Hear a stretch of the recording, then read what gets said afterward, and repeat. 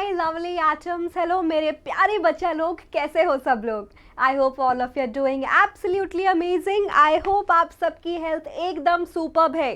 तो जल्दी से मुझे चैट सेक्शन में बता दो, yes ma'am, all good, all fine, बढ़िया है। बट आपने जो लास्ट मैराथन को अब्रप्टली एंड किया था ना, we were like Anubha ma'am कहाँ गई, and that too with this pause. किसी बच्चे ने कुछ तो लिखा था and I was like this. Suddenly what happened is, सारे स्टूडियो की लाइट्स वाइट्स, कुछ तो पावर का इशू हुआ और सब कुछ ब्लैंक, सब कुछ गायब, और वो स्ट्रीमिंग ऑटोमेटिकली एंड हो गई और सेशन ऑटोमेटिकली एंड हो गया। एंड मैं उसके 2 मिनट बाद भी बोले जा रही थी and I was like what exactly happened. And तब से बच्चों के बहुत सारे कमेंट्स आए कि मैम आपने 10th का मैराथन कर लिया और हमें ऐसे राम भरोसे छोड़ दिया 9th वालों को। तो सोचा 9th वालों के लिए भी हमारी जो मैराथन है वो की जाए, because that's important to you, because this is something that you wanted. और सबसे खास बात यह है कि चैप्टर 1 एंड चैप्टर 2 के साथ साथ मैं चैप्टर 3 भी आधा कराने वाली हूँ, क्योंकि बच्चों ने मुझसे रिक्वेस्ट की कि मैम एटम्स एंड मॉलिक्यूल्स का भी कुछ पोर्शन आ रहा है। सो जितना मैंने पढ़ा दिया उसकी जितनी भी इंपॉर्टेंट चीज़ें थी, कुछ इंपॉर्टेंट टर्मिनोलॉजीज और जितने इंपॉर्टेंट क्वेश्चंस बनते हैं, B it 1 marker, 2 markers, 3 markers and 5 markers, सब करेंगे। तो मेरी एटम्स आर्मी, बता दो मुझे, एकदम सुपर रेडी हो? फायर इमोजी हो जाए चैट में। हाँ मैम, बस आप शुरू करो, हम बैठे आराम से 1.5-2 घंटे आपके साथ स्पेंड करने के लिए। हाँ, अप्रॉक्सीमेटली 1.5 से 2 घंटे, बिल्कुल पानी वानी लेके बैठो। हाँ, लू ब्रेक चलेगा, बट उसके अलावा आपकी कंसंट्रेशन यही रहनी चाहिए, इधर उधर या ख्यालों की दुनिया में नहीं जाना है, because this will really going to help you for your mid terms. It's a quick revision कि आप कितने पानी में हो, कितने पानी के ऊपर हो, ताकि इंपॉर्टेंट चीज़ों को टाइम रहते रिवाइज कर सको। ठीक है, मैं हूँ कौन, मैं हूँ अनुभा गौर, आप सबकी chemistry master teacher at Vedantu. And चलो मेरे साथ इस सेशन को शुरू करते हैं। ठीक है 9th क्लास आर्मी, चलो फिर बिल्कुल अभी शुरू करते हैं हमारा मैराथन। साथ साथ एक छोटी सी बात बताना चाहती हूँ। आपको पता है अभी हमारा नीट का भी रिजल्ट आया है, जेईई एडवांस का भी रिजल्ट आया है, और मेरे को इतनी खुशी हो रही है। आप जैसे ही कुछ बच्चे जिन्होंने वेदांतु पे भरोसा रखा, खूब भरोसा रखा, 9 से 12 इवन पूरा टाइम भी स्पेंड किया, उनमें से 1500 से ज़्यादा बच्चे जेईई एडवांस जैसा टफ एग्ज़ाम क्लियर कर पाए। और खुशी की बात यह है 6% आईआईटी के स्टूडेंट्स जो हैं वो वेदांतु के होंगे। Isn't it like a proud moment?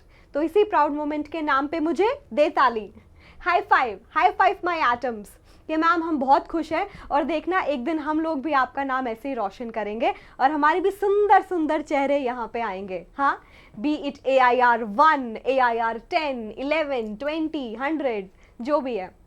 अपने सपनों पे भरोसा रखो, क्योंकि सपनों से ही उड़ान होती है। हाँ, और डेफिनेटली वेदांतु पे भरोसा रखो। आपके वेदांतु के टीचर्स बहुत ही डेडिकेटेड हैं आप सबके लिए, और आपके लिए जो भी बेस्ट है टाइम टू टाइम वो लेके आते रहते हैं। So do follow this channel, do follow the other channel of Vedantu, जो आपके 11th-12th में भी हेल्प करेंगे। आपकी Anubha ma'am V math channel पे भी पढ़ाती है, जहाँ पे फिजिक्स, केमिस्ट्री, मैथ्स, बायोलॉजी, हाँ PCMB सब पढ़ाया जाता है। मैं, अमृत सर, हर्ष सर, सब उस चैनल पे 11th-12th को भी पढ़ाते हैं।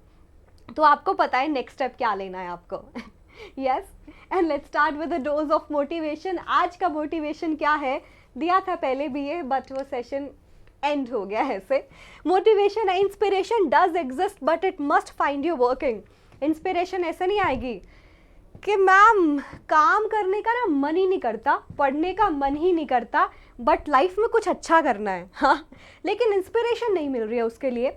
सो let me tell you, inspiration बैठे बिठाए नहीं आएगी। I know it's a hard reality, but that's absolutely true कि आपको उसके लिए मेहनत करनी पड़ेगी। जब जब आप उस अपने गोल को लेके मेहनत करने लगेंगे ना, इंस्पिरेशन अपने आप आ जाएगी। अरे यार यही तो चाहिए ज़िंदगी में। हाँ, so you have to set a goal, and that's how life का भी एक पर्पस होता है कि यू नो व्हाट नेक्स्ट। तो मुझे पता है दिस इज़ द नेक्स्ट जिसके लिए मुझे आगे काम करना है।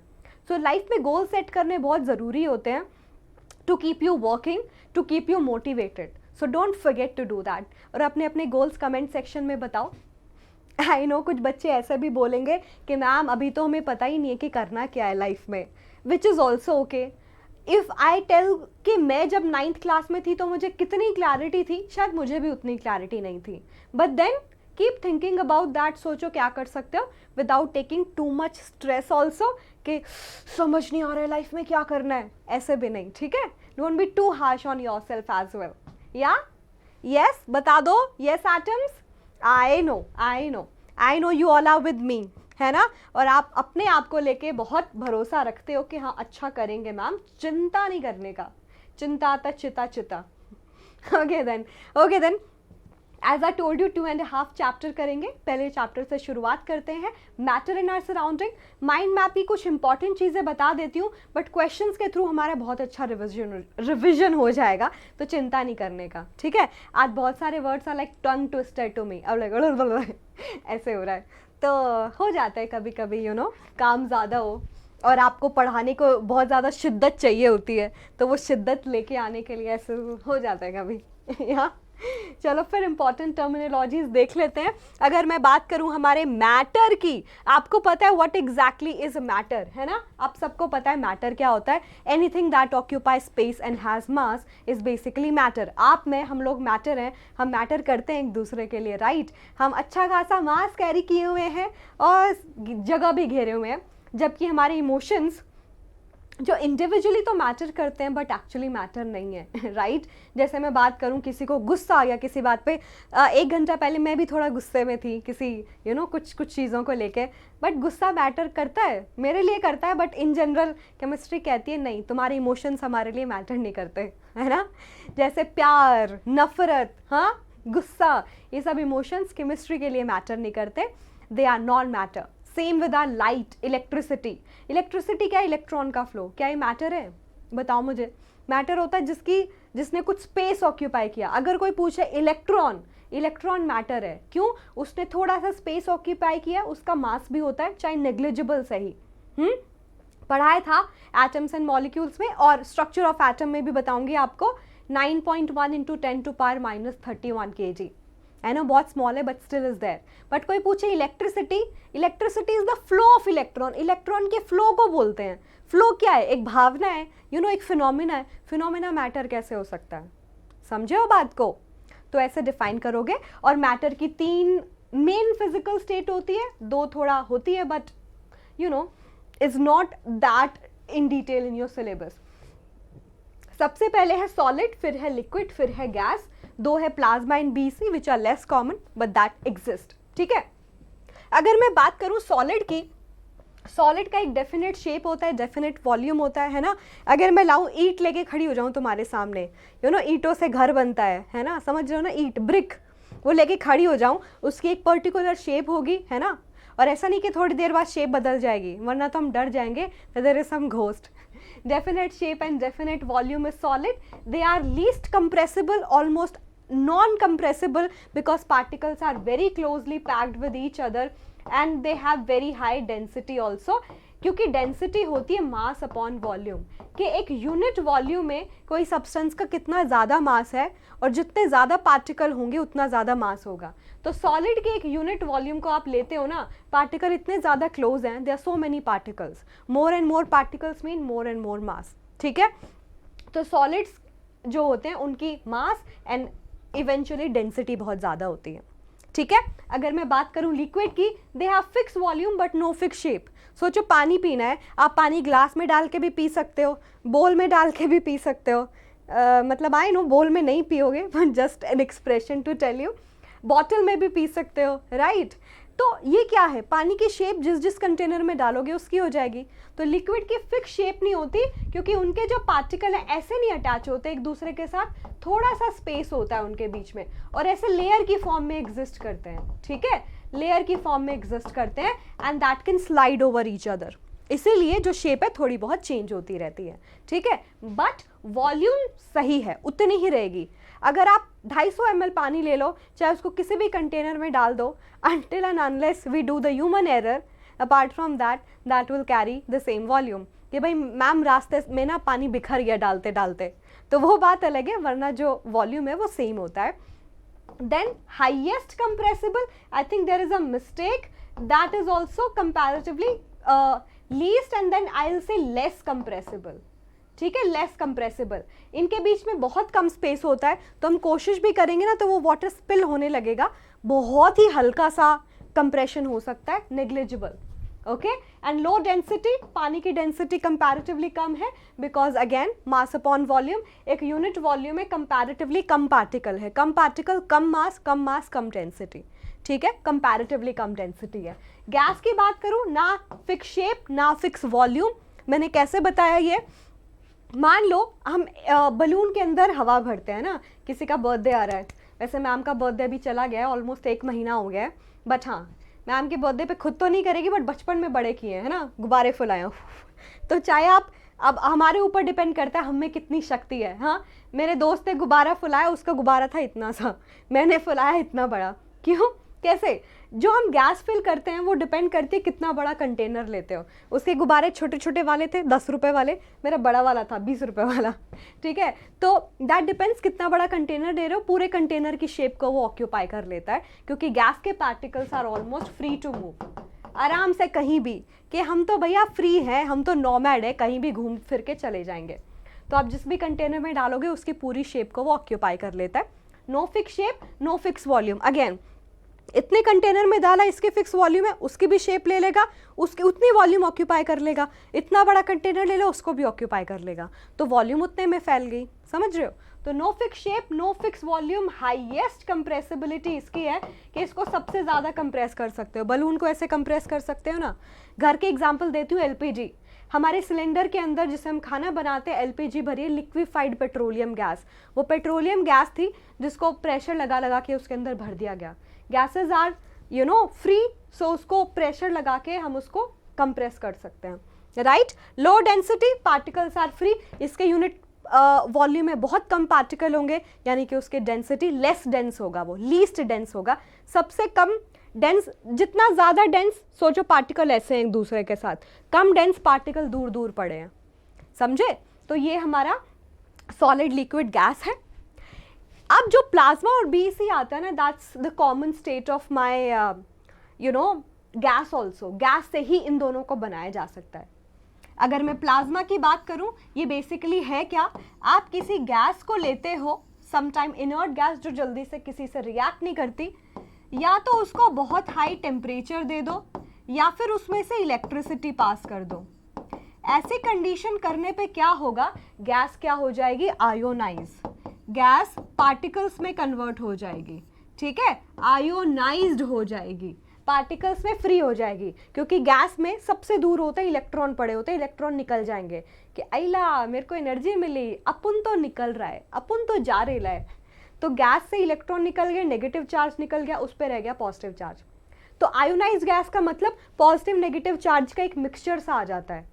एंड पार्टिकल्स, इलेक्ट्रॉन तो बहुत फ्री हैं घूमने के लिए, मास भी इतू सा होता है, इतू सा, like we are free to move, हम इधर भी जा सकते हैं, इधर भी जा सकते हैं, उधर भी जा सकते हैं, एंड ऐसे डांस करते रहते हैं, जंप करते रहते हैं।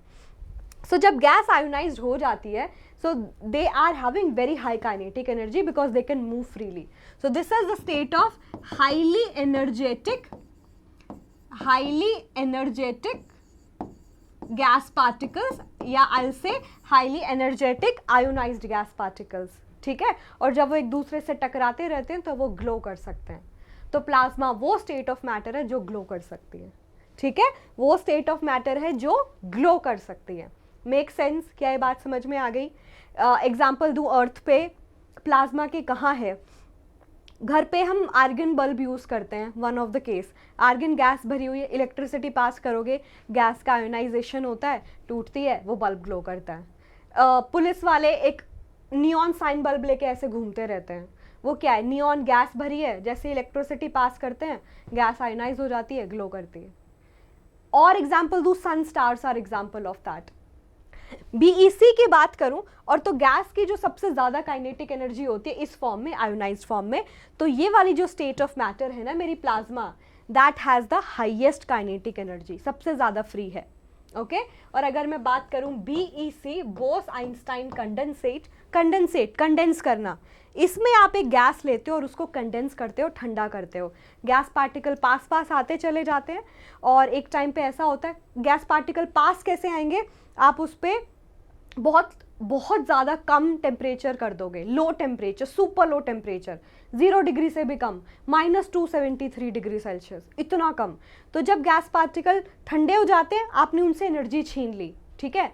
आप बोलोगे तो आप सोचो ठंड लगेगी तो आपका हिलने का मन करेगा, रजाई लेके ऐसे बैठे रहोगे, I don't even want to go here and there, तो उनकी काइनेटिक एनर्जी सब चली गई। पार्टिकल पास पास आएंगे, ऐसे चिपके हुए बैठे हैं, वो जो गैस है वो सुपर सैचुरेटेड लिक्विड में कन्वर्ट हो जाएगी, जिसके पार्टिकल एकदम पास पास है, हिलेगी ही नहीं। तो ये वाली जो स्टेट ऑफ मैटर है वो BEC है, और ऐसा करने से वो एक सुपर कंडक्टर बन जाता है, फ्रिक्शन के अगेंस्ट भी वो मूव भी कर सकता है। आप उसको एक कंटेनर में डाल दो, वो उसकी वॉल पे भी चढ़ने लगेगा, विच इज स्कैरी राइट। सोचो साइंस आपको कितनी एडवांस लेवल पे ले गई है, ग्रेट नो, है ना, awesome, wonderful. I hope you enjoyed this part के मेन स्टेट ऑफ मैटर हमने डिस्कस कर ली। और ये जो मैटर बनता किससे है, पार्टिकल से, राइट। ये पार्टिकल्स बहुत छोटे होते हैं। अगर मैं आपको इनकी कैरेक्टरिस्टिक बताऊं तो क्या है, इन पार्टिकल के बारे में अगर हम पढ़ेंगे डिफरेंट स्टेट ऑफ मैटर में, they have space between each other, किसी में कम किसी में बहुत ज़्यादा। These particles can move freely most of the time. इस फिनोमिना को हम बोलते हैं डिफ्यूजन। इस फिनोमिना को हम क्या बोलते हैं, diffusion. Diffusion is intermixing of particles on their own, और वो डिफ्यूजन की वजह से होता है, पार्टिकल के फ्री होने की वजह से होता है। आप घर में आए, मम्मी ने बनाए हुए थे आपके फेवरेट राजमा चावल, बनाई रही थी, आपको बाहर से खुशबू आ गई, अरे आज तो राजमा बन रहे हैं। क्यों? क्योंकि जब पार्टिकल्स हॉट होते हैं, टेम्परेचर ज़्यादा होते हैं, they are more free to move. Temperature जो है, काइनेटिक एनर्जी टेम्परेचर पर डिपेंडेंट करती है। More the temperature more particles will be free. Mummy अगर दूर से चांटा मारने आए तो क्या होगा, आप इधर उधर भागोगे, मम्मी नहीं मम्मी नहीं, मम्मी का चांटा इज दैट टेम्परेचर, राइट। आप भाग रहे हो, आपकी काइनेटिक एनर्जी बढ़ गई, है ना। सेम केस, जब टेम्परेचर बढ़ने से क्या होता है, पार्टिकल्स की काइनेटिक एनर्जी बढ़ गई, they are more free to move. तो आपकी वो राजमा से निकले हुए पार्टिकल थे खुशबू वाले, मसाले वाले, खुशबू वाले, वो एयर के साथ इंटरमिक्स कर गए, and they reach to your nose very fastly. So diffusion is the intermixing of particles on their own that tells us that particles can move. Particles are moving in nature, right? Which is great. Particles move करते हैं, particles के बीच में space होता है, they are very very small, इतना small कि आप थोड़े से पोटाशियम परमैंगनेट के पार्टिकल को पानी में डाल भी दोगे ना, which is very violety in colour, आपने डाला और आप उसको 4-5 बार डाइल्यूट कर दो, क्या किया आपने, थोड़े से पार्टिकल 100 ml पानी में डाल दिए, उसका 5 ml लेके बाकी 95 ml पानी दूसरा कंटेनर में लिया, उसको मिक्स करके इसका 5 ml पानी लेके 95 ml पानी में डाला। 3-4 बार करने के बाद भी आपका वो जो पोटाशियम परमैंगनेट का कलर है वो जाता नहीं है, थोड़ा सा टिंच बाकी रहता है। तो सोचो उस 2-3 क्रिस्टल में भी मिलियंस ऑफ पार्टिकल्स रहे होंगे, क्योंकि पार्टिकल्स बहुत छोटे होते हैं। Even a rain drop carry 10 to power 21 particles approximately, which is like I can't even write 10 to power 21। कितने, मतलब इतने जीरो में कोई मुझे बोले कि काउंट करके दिखाओ, crore, 100 crore, 1000 crore, lakh crore, don't know. Maths थोड़ी सी बहुत ज़्यादा स्ट्रॉन्ग सब्जेक्ट नहीं है हमारा। Yes, you got it. So this is about the physical states of matter, we can interconvert them, और उसके इंटर कन्वर्जन को हम कुछ क्वेश्चंस के थ्रू भी करेंगे, ठीक है। मैराथन में हम क्वेश्चंस भी करेंगे, कुछ इंपॉर्टेंट टॉपिक्स हम थ्योरेटिकली भी डिस्कस करेंगे। मुझे एक वी दे दो चैट में, वी एजी ma'am, we are with you and everything is going fine, super. Marathon है, क्विक रिविजन है, इंपॉर्टेंट चीज़ें डिस्कस कर रहे हैं। Yes, okay, I can see, great, wonderful, बढ़िया बढ़िया। तो चलो 2 मार्कर्स, 3 मार्कर्स, 5 मार्कर्स और 1 मार्कर क्वेश्चन भी करेंगे। आई होप आप भी नोटबुक पेन लेके बैठे हो, क्योंकि मैं चाहती हूँ आप कंट्रीब्यूट करो बाय आंसरिंग, ठीक है। और कुछ कुछ लगे जहाँ गलती हो रही है उसको लिख लो, ताकि उसको रिपीट करके रिवाइज करके समय रहते इम्प्रूव कर लो, राइट। तो 2 मार्क्स का क्वेश्चन है हमारे सामने, what happens when the temperature of the solid increases. Very good question. Solid liquid gas के बारे में पढ़ के आए हैं, मैंने क्या किया, हीट करें, सॉलिड को हीट कर दिया। हीट का मतलब टेम्परेचर बढ़ा दिया, राइट। टेम्परेचर बढ़ाने से इनके पार्टिकल्स के साथ क्या होगा, ऐसे पैक थे, पार्टिकल्स बी लाइक आइला अब हम क्या करें, कोई हमें थप्पड़ थप्पड़ मार रहा है, क्या करोगे, इधर उधर मूव करने की कोशिश करेंगे, ये पार्टिकल्स मूव करेंगे इधर उधर, ऐसे अपनी जगह पे फिक्स है, ऐसे ऐसे ऐसे ऐसे ऐसे ऐसे करने लगेंगे, ठीक है, वाइब्रेट करने लगेंगे टू एंड फ्रो, क्योंकि उनको काइनेटिक एनर्जी आपने प्रोवाइड कर दी। उससे क्या होगा, एक टाइम ऐसा आएगा when the energy is sufficient they will convert to, tell me, they will convert to liquid, कि एनर्जी सफिशिएंट हो गई to break this force of attraction and they will convert to liquid, but that must happen at a fix pressure, that is 1 ATM। एक ATM पे नहीं जाना है, ATM is the unit of pressure, atmospheric pressure, ठीक है। Atmosphere में जो gas है वो यहाँ पे हर जगह कितना प्रेशर लगा रही है, सी पे कितना प्रेशर लगा रही है, सी लेवल पे। Got it? Did you understand what I just said? Yup, done डनाडन, ठीक है। तो बस ये लिखना है, आपको 2 नंबर मिल जाएंगे। आप भी यही लिखोगे ना, या मेरे ख्यालों से आपके ख्याल नहीं मिलते, मिला लो प्लीज़, हेल्प हो जाएगी। हाँ ठीक है, ख्याल मिला लेते हैं। अगले सवाल पे बढ़ते हैं। How does the water kept in an earthen pot becomes cool during summer?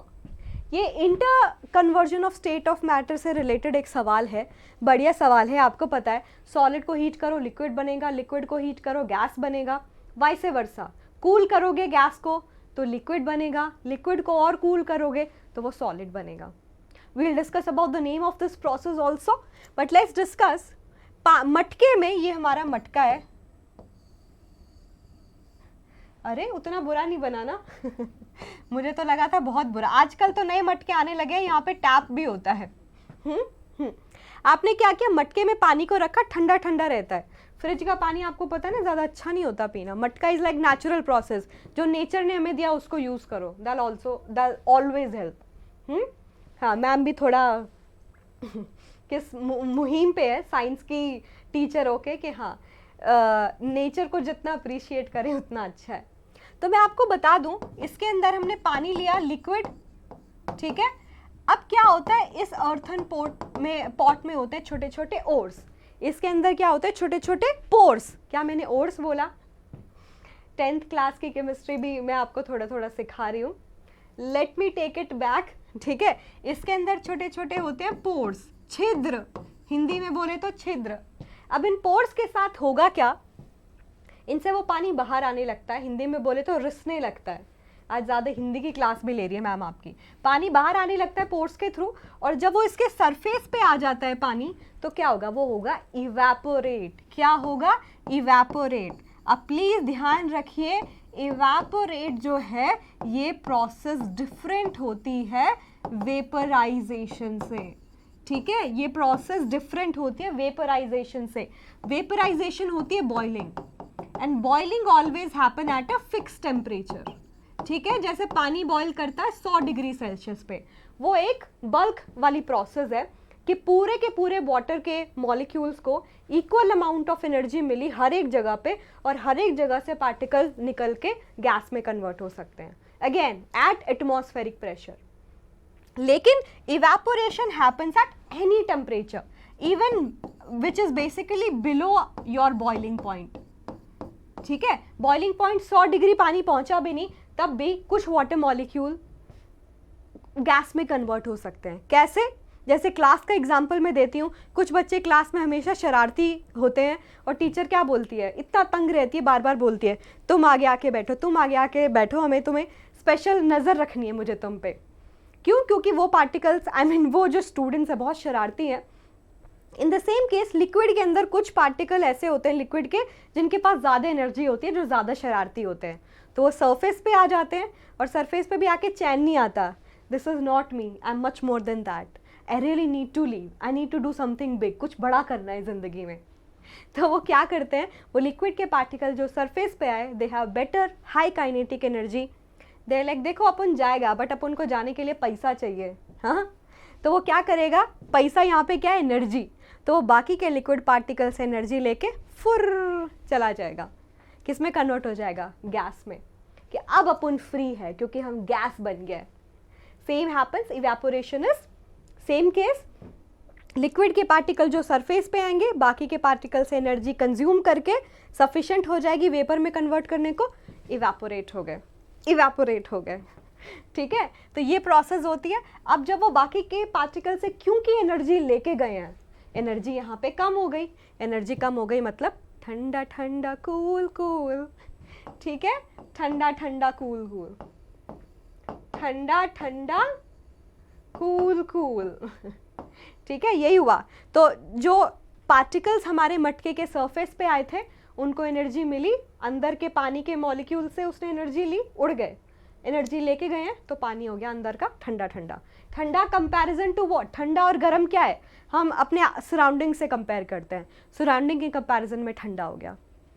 I think it makes sense to you all. What say? Yo ma'am, बोल दो एक यो मैम। चलो, इसी तरीके से मैंने आपको और डिफरेंट प्रोसेसेस भी यहाँ पे समझा दिए। अच्छा, आपने नंबर ज़रूर ऐड करते रहना, ठीक है, नंबर ऐड करना ज़रूरी है। 2 और 2 4 नंबर के सवाल हो गए। आप ऑनेस्टली अपने आप को कितने नंबर देंगे, कितना सही लिख रहे हैं, उस पर डिपेंड करेगा। या ऑल राइट, अगला सवाल है kinetic energy of particles of water in 3 vessel A, B and C। A vessel लिया, B वेसल लिया, C वेसल लिया, A, B, C। सवाल है काइनेटिक एनर्जी ऐसे दी है कि इसकी एनर्जी सबसे ज़्यादा है, फिर इसकी उससे कम, इसकी उससे कम। एनर्जी, काइनेटिक एनर्जी मतलब मूवमेंट। ठीक है, arrange the temperature TA, TB and TC of water. इसका टेम्परेचर क्या हो गया? TA, इसका टेम्परेचर TB, इसका टेम्परेचर TC। सवाल क्या है? इनके टेम्परेचर को इंक्रीजिंग ऑर्डर में लगाना है। इंक्रीजिंग ऑर्डर मतलब सबसे कम से सबसे ज़्यादा। अब आपको पता है, मैंने पहले ही बताया, काइनेटिक एनर्जी डायरेक्टली प्रोपोर्शनल होती है टेम्परेचर के। बताया कि नहीं? मम्मी का थप्पड़ और आपका भागना। जितना ज़्यादा टेम्परेचर, मम्मी को जितना ज़्यादा गुस्सा आया है उतना आप तेज़ी से भागोगे कि ज़ोर से लगेगी आज। सेम पार्टिकल करते हैं, जितने ज़्यादा उनको टेम्परेचर दोगे उतना ज़्यादा वो मूव करेंगे, उतनी ज़्यादा काइनेटिक एनर्जी। यानी कि काइनेटिक एनर्जी ज़्यादा कब होती है? जब टेम्परेचर ज़्यादा होता है। इसकी काइनेटिक एनर्जी ज़्यादा है मतलब टेम्परेचर सबसे ज़्यादा है, बट हमें लो से हाई पे लगाना है। तो सबसे कम जो टेम्परेचर हो गया वो TC का हो गया, फिर TB, फिर TA। हाँ कि नहीं?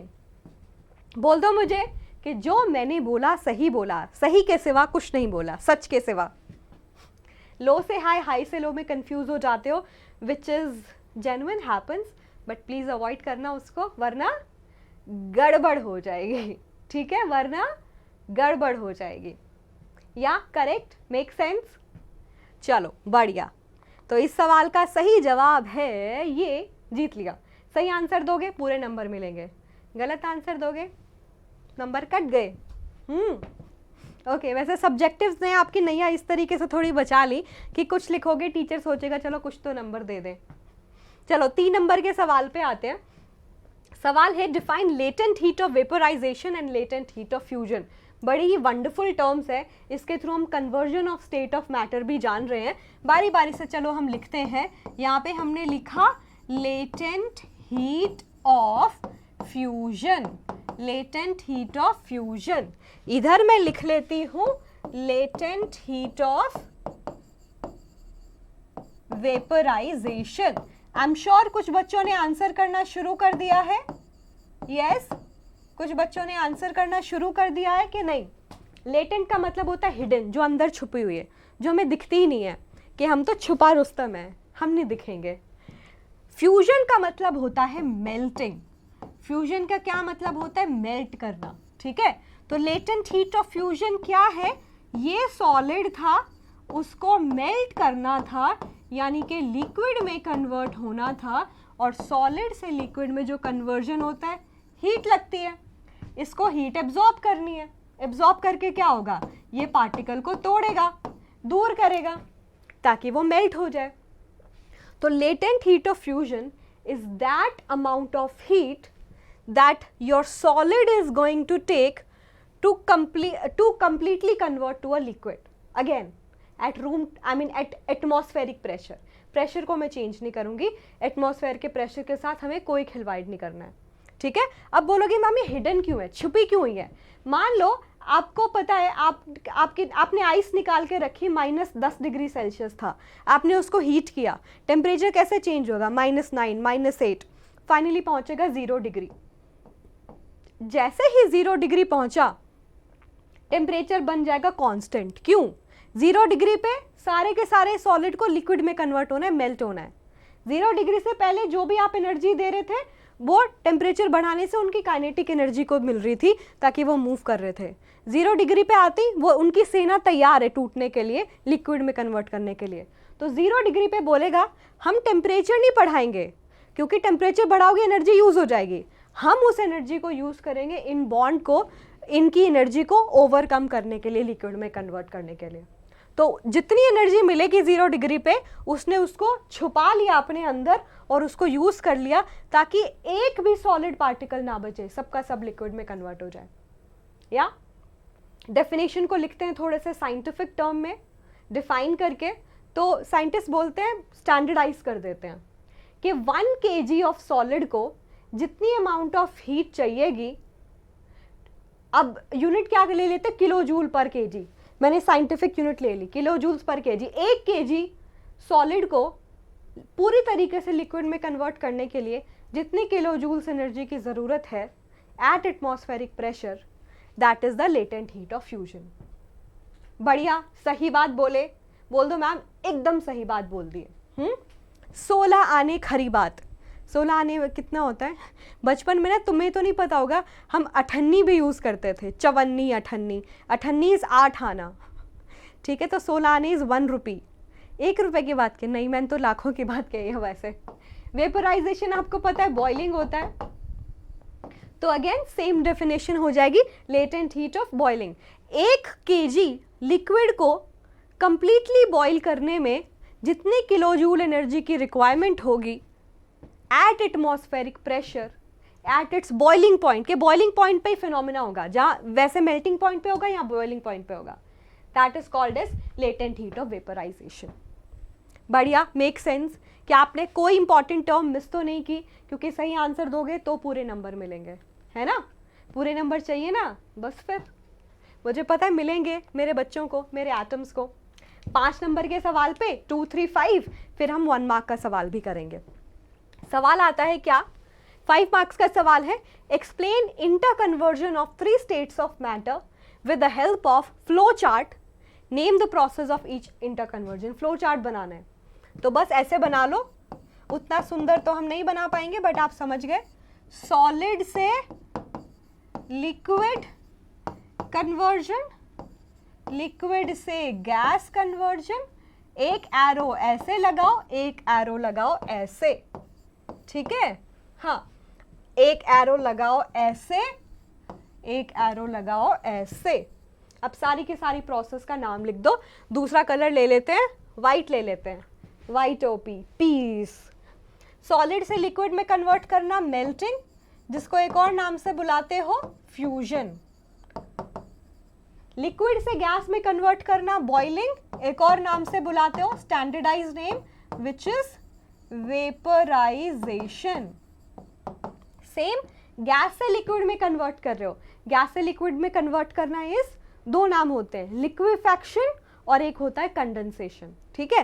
कंडेंसेशन गैस को लिक्विड में कन्वर्ट करना, जो ऑटोमेटिकली हो रहा हो, मतलब नेचुरली जब होता है, नेचर ने खुद कर दिया। कैसे?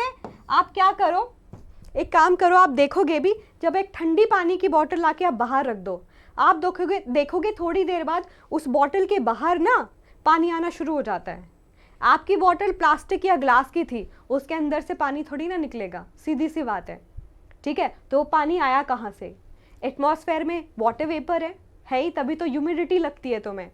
वो वाटर वेपर जैसे ही पानी की बोतल से टकराए ठंडे हो गए, और जैसे ही ठंडे हो गए तो वो कंडेंसेशन प्रोसेस नेचर ने दी, नेचुरली हुआ है, और वो ठंडे होने से वो वेपर लिक्विड में कन्वर्ट कर गए और आपको आसपास दिख रहे हैं, है ना? Nature is like such a beautiful and wonderful thing that makes us wonder every time that we try to understand it, nahi hai na?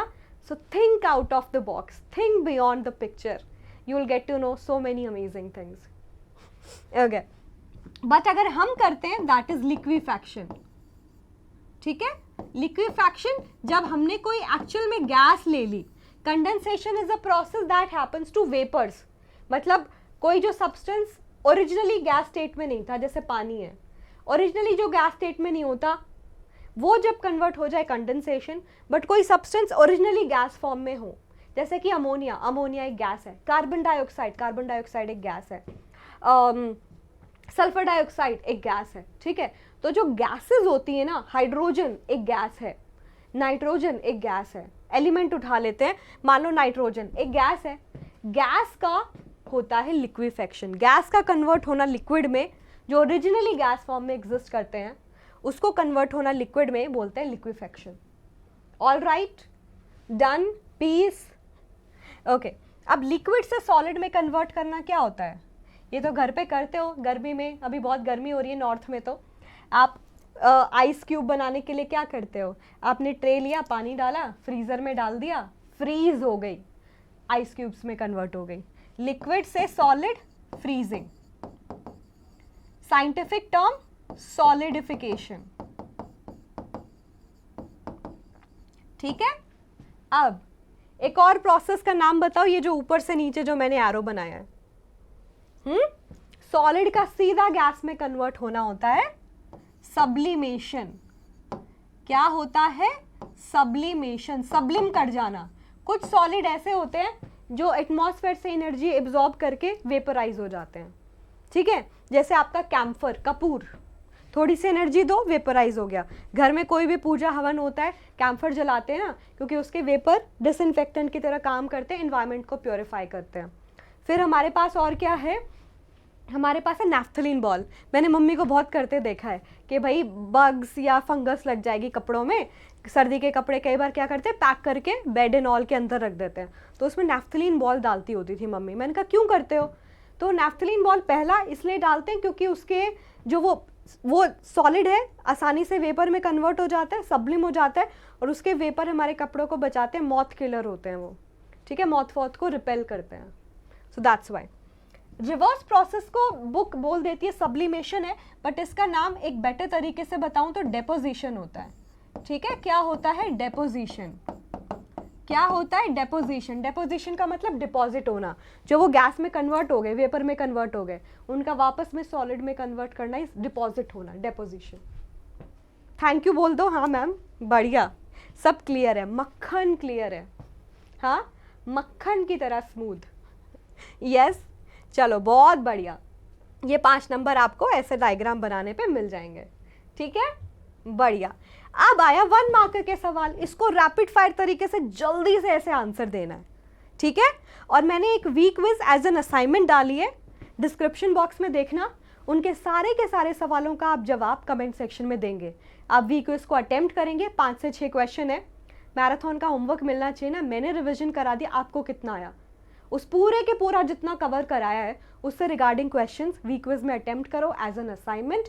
उन सब के सब क्वेश्चंस के आंसर कहाँ डालोगे, कमेंट सेक्शन में, बिना भेड़ चाल चले, अरे उसने डाल दिया ना देख लेंगे, नहीं।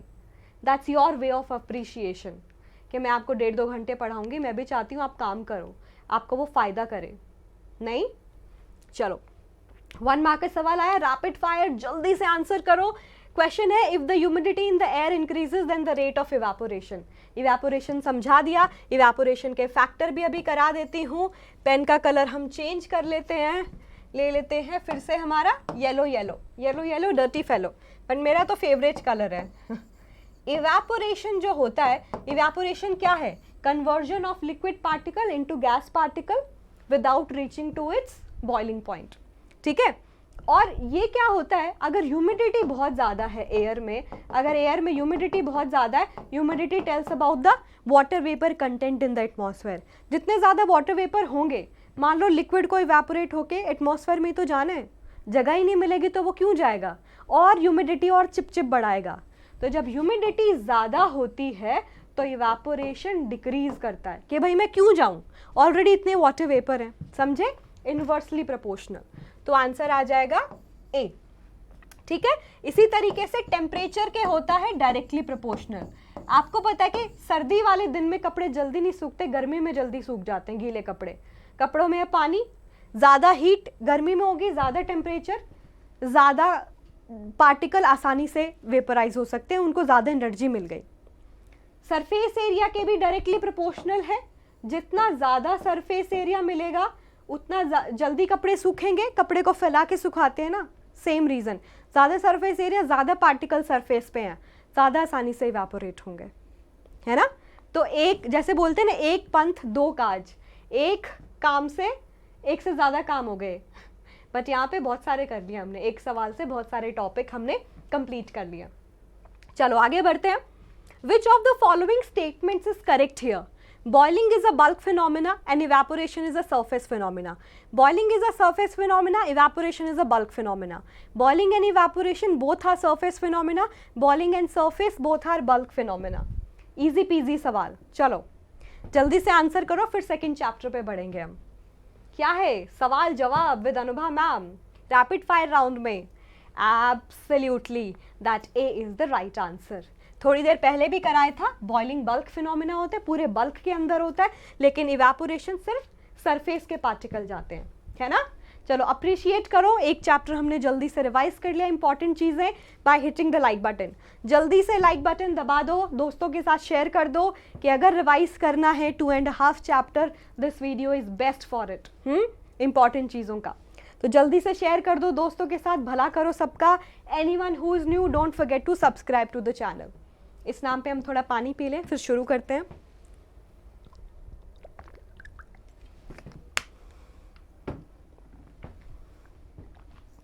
शुरू किया जाए, पानी पी लिया है हमने।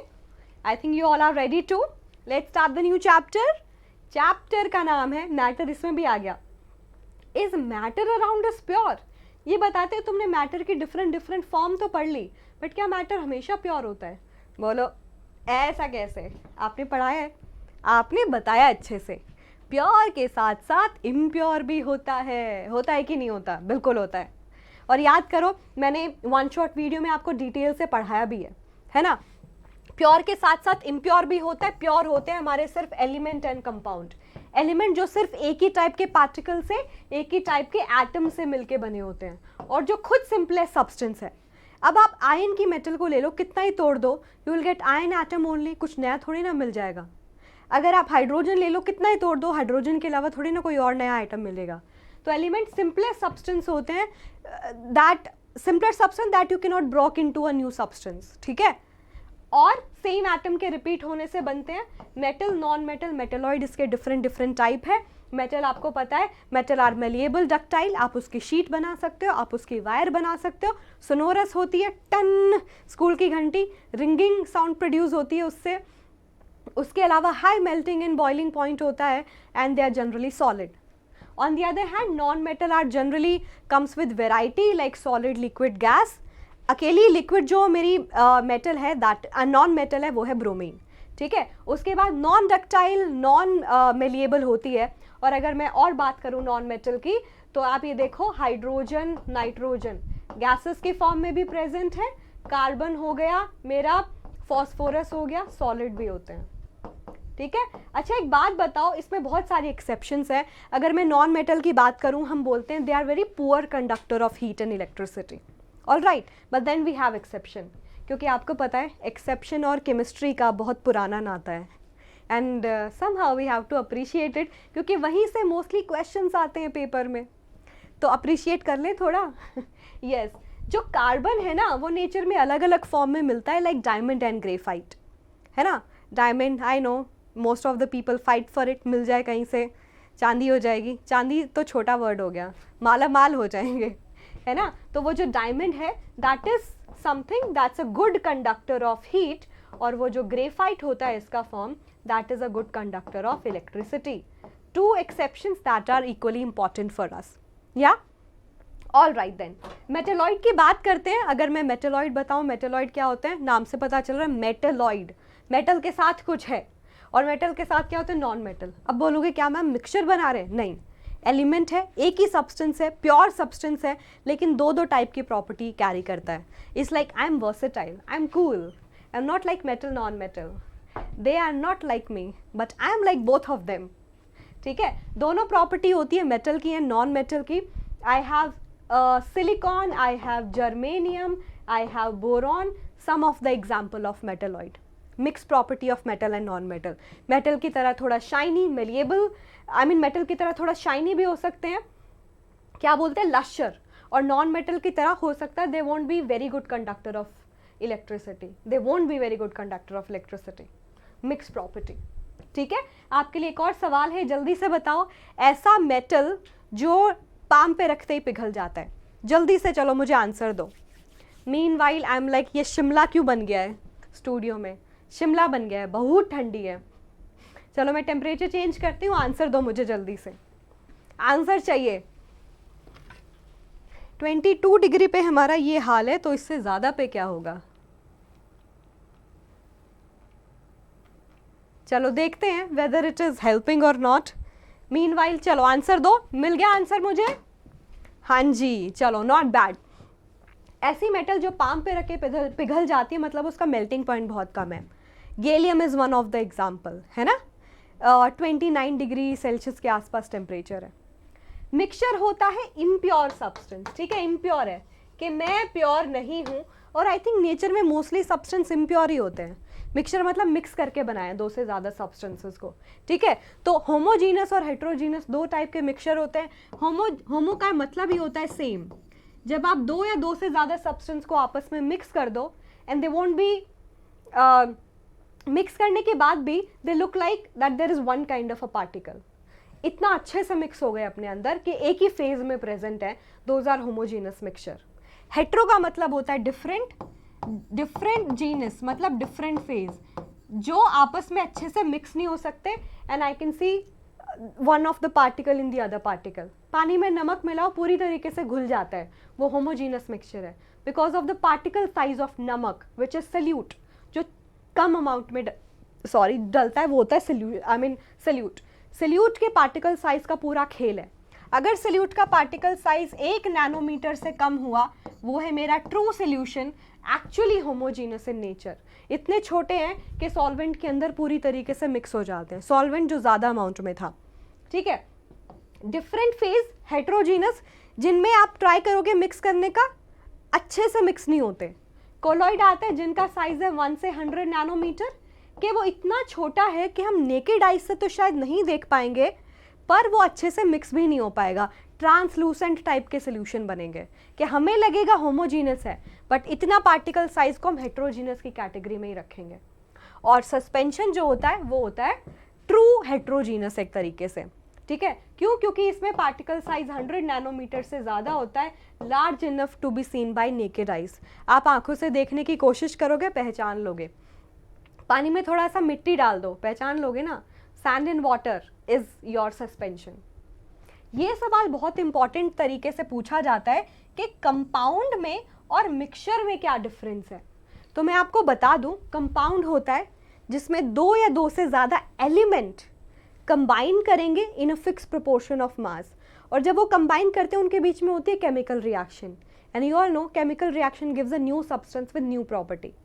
हाइड्रोजन को ऑक्सीजन से मिला दो, एलिमेंट थे, कंबाइन किए, बन गया पानी, H2O. अब जब ये पानी बना, ये भी एक नया सब्सटेंस है, नई प्रॉपर्टी है, इसको बोलोगे compound. That's not a mixture. Mixture में दो से ज़्यादा सब्सटेंस रैंडमली पड़े हैं, दोनों की प्रॉपर्टी पड़ी है, ओके. बट कंपाउंड एक बार बन गया, नया सब्सटेंस तो बन गया. Compound is made up of same molecule, same molecule bar bar repeat होते हैं. पानी का एक ग्लास लो, उसमें वाटर मॉलिक्यूल मिलेंगे तुम्हें, ठीक है. That's also made up of same type of particles, that is molecule. And molecule को एक सिंगल यूनिट मानना है. ऐसे मत बोलो H2O मैम दो टाइप के पार्टिकल थे, नहीं, सिंगल यूनिट मानना है, ठीक है. क्यों? क्योंकि वो एक ही सिंगल यूनिट है. हाइड्रोजन ऑक्सीजन का कैरेक्टर ही नहीं रख रहे, तो उसको हाइड्रोजन ऑक्सीजन से क्यों देखोगे. H2O एक मॉलिक्यूल है, उसको एक मॉलिक्यूल की तरह देखना है, तोड़ना नहीं है, क्योंकि वो केमिकल प्रोसेस हो जाएगी फिर से, ठीक है. सो compound is a result of chemical change. they will not carry the property of constituent, but mixture will carry the property of constituent जिनको ऐड किया है, ठीक है. पानी में चॉक पाउडर डाल दो, it will have the property of water also, chalk powder also, ठीक है. पानी में नमक डाल दो, पियो ज़रा उसको, उसमें चीनी भी डाल दो, उसमें थोड़ा सा सोडा भी डाल दो, लैमिनेट बन गया. you will find that sweet salty and soda वाला taste. Mixture will carry the property of its constituent. ठीक है, और भी बहुत सारी टर्म्स है जो हमें डिस्कस करनी है। एक क्विक हमने कुछ इंपॉर्टेंट टॉपिक्स देख लिए। You can definitely follow the one shot video of each and every chapter.